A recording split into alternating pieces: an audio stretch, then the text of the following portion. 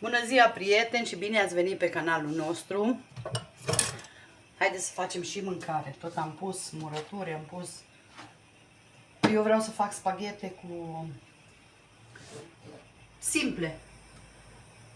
Mi-am pus spaghetele aici la fier. Acum, eu folosesc ceapă roșie. Dacă nu aveți ceapă roșie, nu trebuie neapărat ceapă roșie. Eu din asta folosesc. Am aici două mici.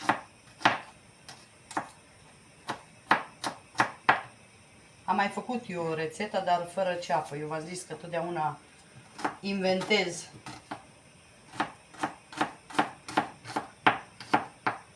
Punem ulei de măsline.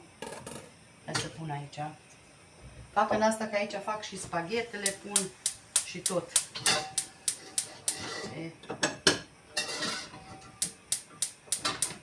Dar nu ești prost să te aprinzi.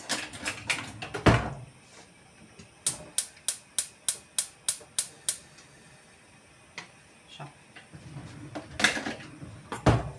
Hai să tăiem noi ceapa, lăsăm boxul să se usuce, că l-am clătit puțin, că dacă nu se acasă, și totdeauna îmi place să clătesc oalele cum stau așa în dulapuri.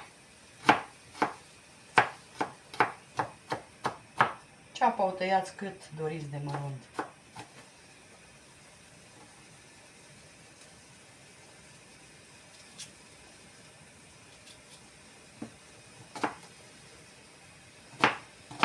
Eu o să pun ulei de măsline.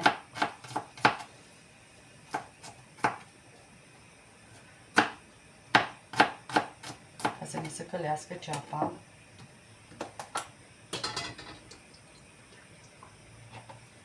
Așa. Îmi place mie uleiul de măsline, dar la astea pun. Dar așa nu prea îmi place. La salate sau la asta nu-mi place.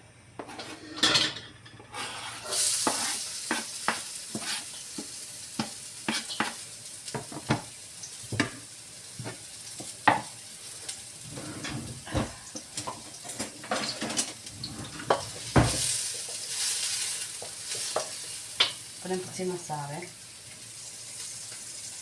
Noi între timp ne tăiem roșiile.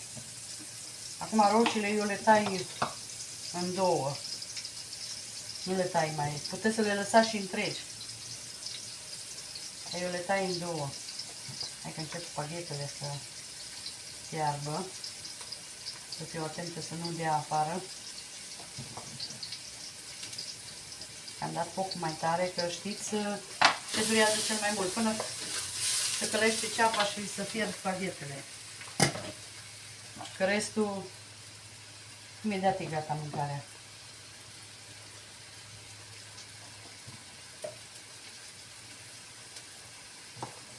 Mai vezi la mine pe pagină, eu atunci cred că le-am zis spaghete steagul Italiei. Că atunci n-am pus ceapă. Dar acum vreau să pun și ceapă. Acum e opțional ceapa. Dacă nu doriți să o puneți, nu o puneți.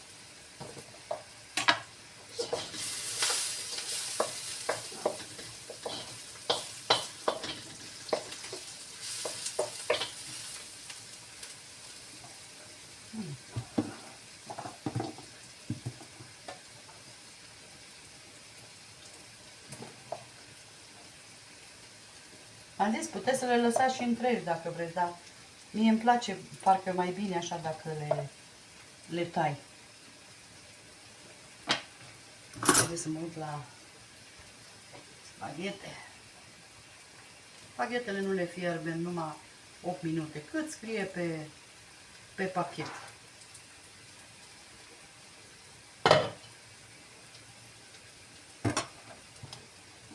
Uite, cum sunt astea mai micuțe, le las întregi. Imediat e gata ceapa.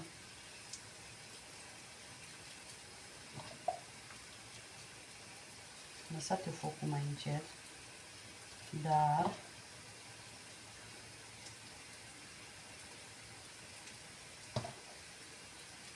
E o răseță super.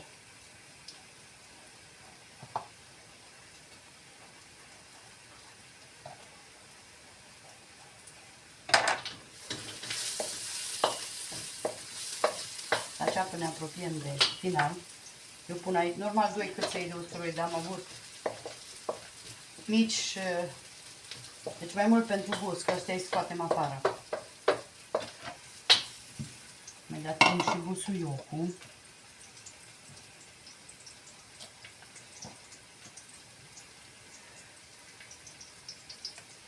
Am busuioc proaspăt. Acum, dacă nu aveți proaspăt, puneți uscat, ce să faceți?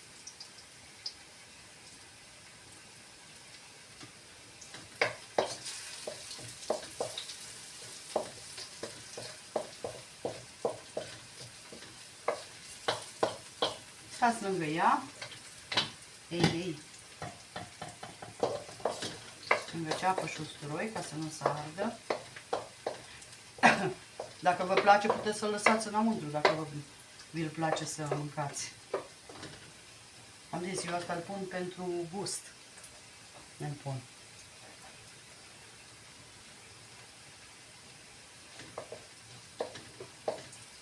Hai, pot să mestec și cu asta, că n-are nimica. Am fiert eu mai multe spaghete, că o să-i dau și la prințesa mea, la Maia. Totdeauna când fac spaghete îi dau, că îi plac. Îi pun foarte puțin parmezan deasupra și știți ce le mănâncă? Îi place de numai. Acum punem busuiocul. Puteți să-l tăiați mai mărunt dacă doriți, dar eu nu. Îl las așa. Și punem roșiile.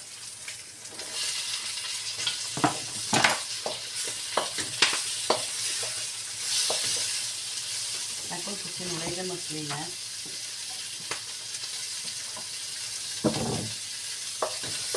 Și prăjim roșiile.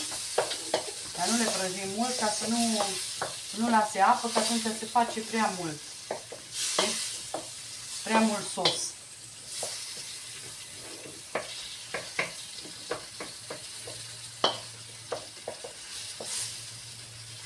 Așa. Punem sare, că n-am pus sare numai pe ceapă.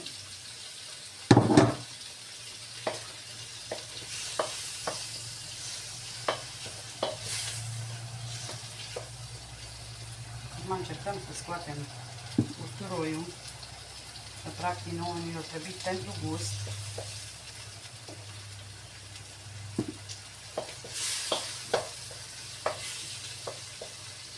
Că dacă pot să gustul.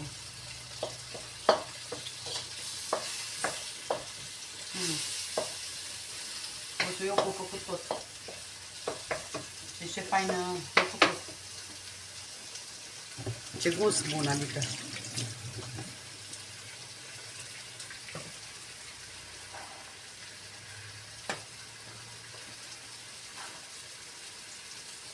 Imediat îți gata spaghetele.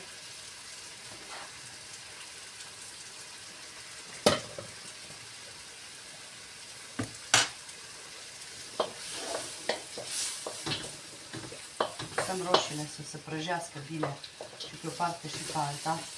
Puteți să dați focul tare, dar eu întârzi cu spaghetele. Că trebuia să le pun eu mai devreme puțin. Da, na.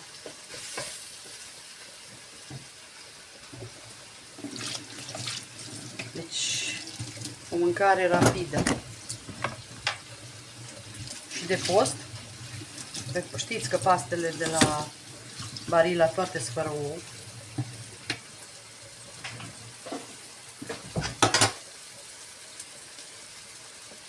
Deci ele nu sunt, astea de la Barilla sunt fără ou.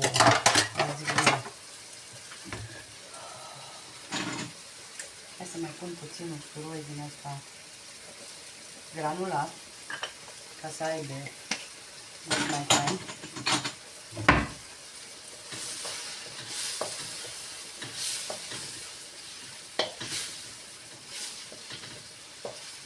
Imediat roșiile noastre sunt gata.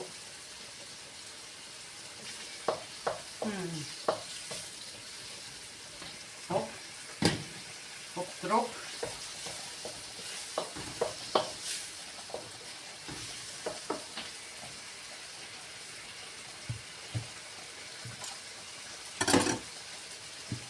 Și avem un meniu delicios, rapid, cu puține ingrediente, mai ales acum cum e sezonul roșilor, nu trebuie neapărat sherry să aveți. Puteți să puneți și roșii din astea la alte. Deci să aveți din astea mai cărnoase și puneți din astea la alte.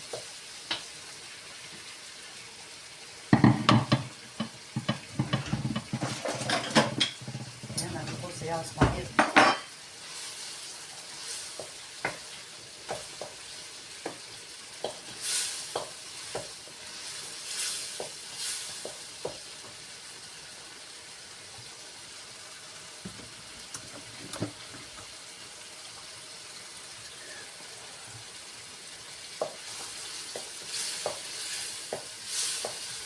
Așa, roșiile sunt gata. Deci roșiile nu mai trebuie să le... Acum luăm spaghetti de aici. O să folosim noi și apă.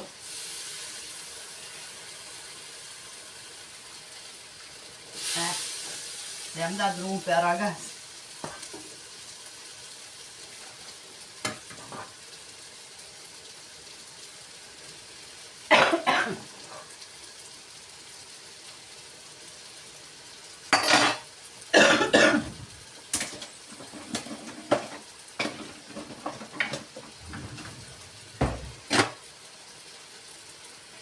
Eu am uitat să vă spun că am pus spaghetele cu, cum îi spune, cu apă cu sare la fiert.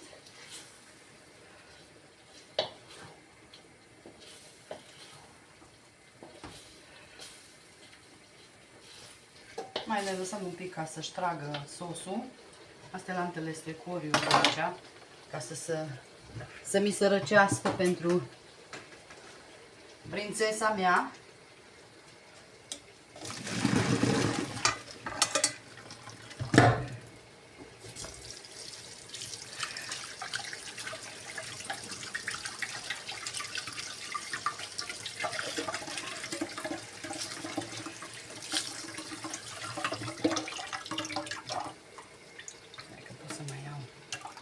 Câteva, că e prea multe pentru ea.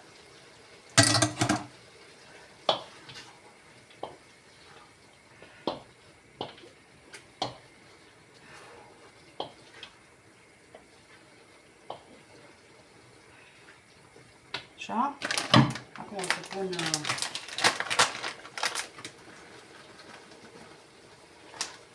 parmezan.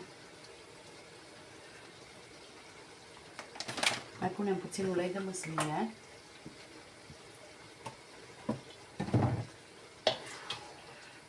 Aia nu exagerat cu sare la roșii, că să punem parmezan deasupra. Ne?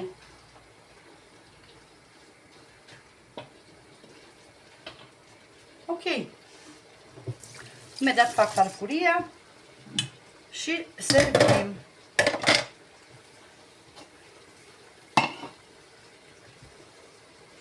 Haideți să vă arăt.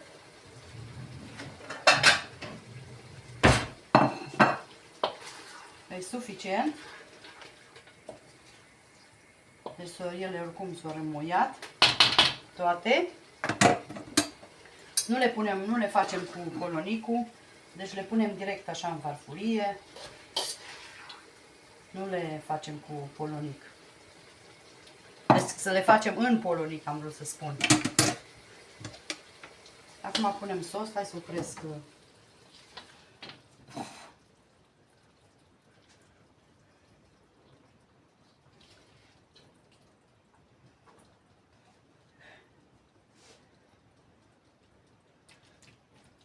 Țăranul, dacă nu știe să lucre cu spaghetti, asta e.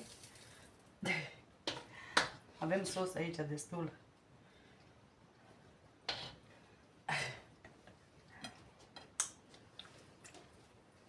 Dă-i la țăran.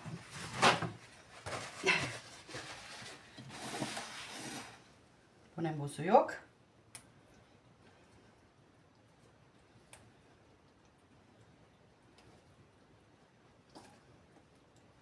Uite așa.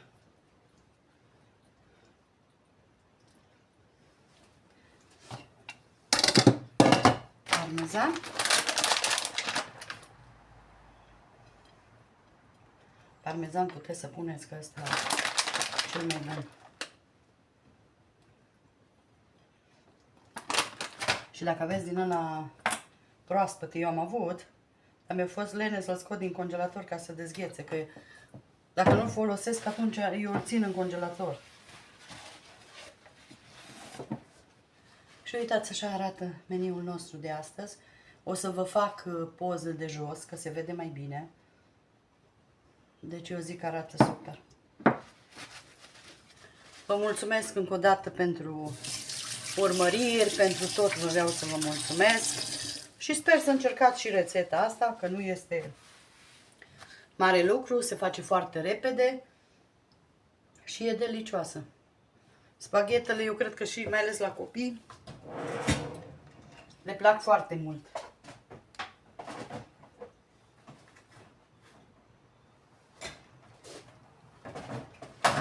Așa, încă seamă. Ok, vă fac eu poză acum de jos și vă arăt cum arată de jos. Să vedeți cât de bine arată de jos față de aici, de sus, filmat. Deci e o mare diferență, să știți.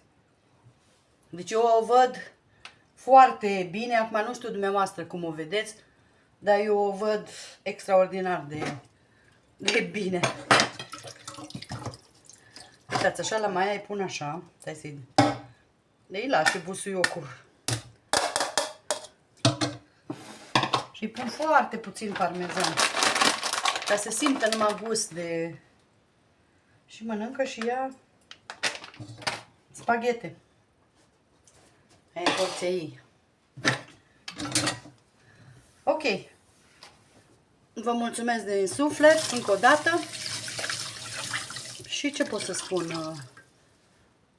Că mă bucur că îmi sunteți alături și vă plac rețetele mele și că îmi stați tot timpul aproape. Deci asta vă mulțumesc din suflet.